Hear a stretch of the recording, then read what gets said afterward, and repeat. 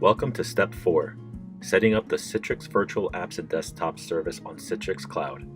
In this step, we will set up user access to the delivery group. Let's go to the Manage tab, select Delivery Groups, and click Create Delivery Group. In the pop-up window, click Next.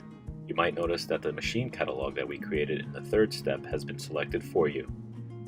Click Next and select Leave User Management to Citrix Cloud. This makes the delivery group available as a library offering that you can assign to users. Click Next and add an application. In this demo, I'm adding a calculator. You can choose as many applications as you want on the Citrix farm, but for my demo, I'll keep it simple. Now let's go to the Summary section and name your application. I'm using Delivery Group Demo as the name and labeling it as a calculator for the display name. Now you need to assign the users to your app. In the upper left corner of the screen, click the menu icon and select Library.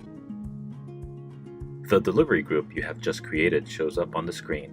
Click Manage Subscribers and add your domain users.